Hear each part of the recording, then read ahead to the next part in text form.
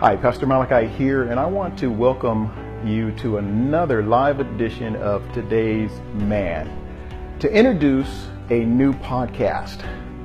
But first, I want to thank many of you that prayed for me while I was out battling with what the doctors called a benign vertigo. I was diagnosed with a bacterial virus that actually triggered the vertigo. Now, if you've never experienced vertigo, I pray you never get it. And if you have gone through vertigo, I pray we never experience it again. Now, I hope you had a chance to listen to my last podcast entitled Values, where I talked about how values affect us all, both men and women alike.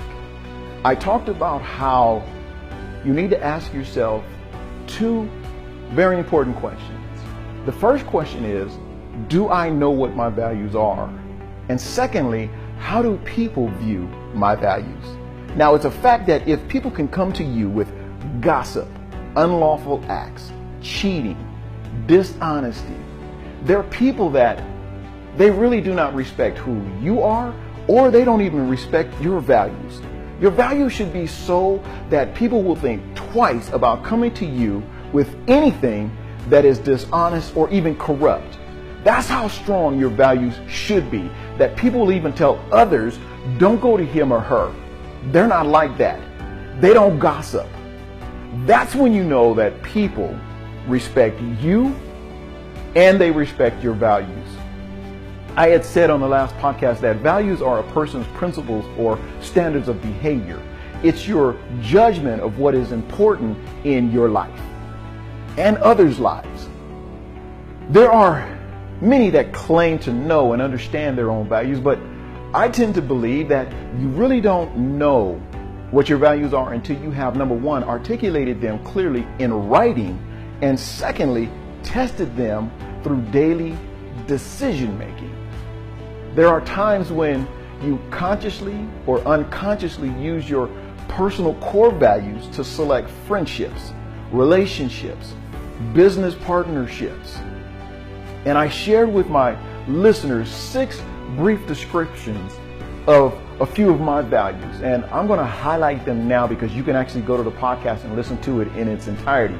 The first one was honesty.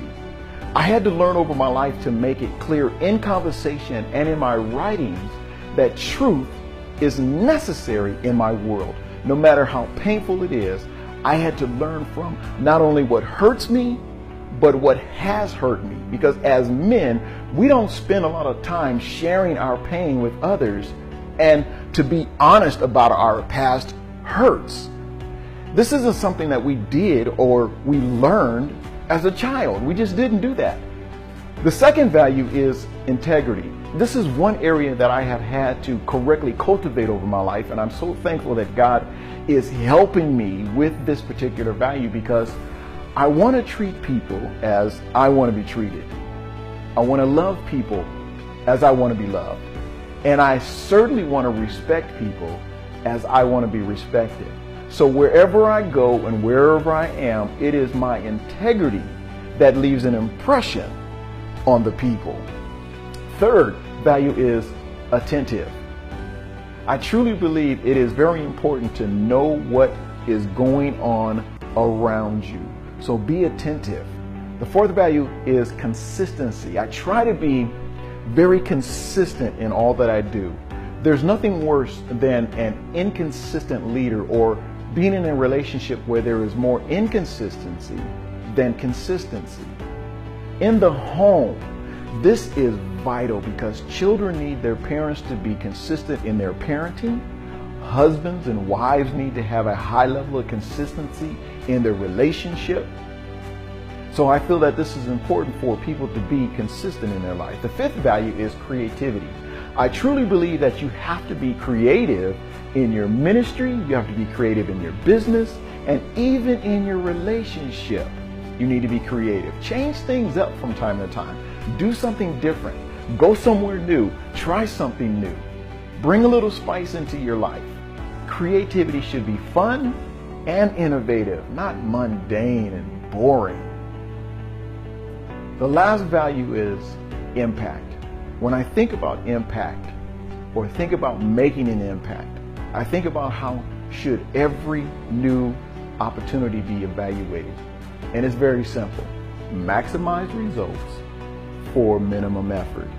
You have to maximize the results and minimize the effort. This is a very effective way in evaluating new opportunities. Now, I hope you consider your own personal values and live in such a way that others are affected in a positive way. That when you leave, your values speaks volumes.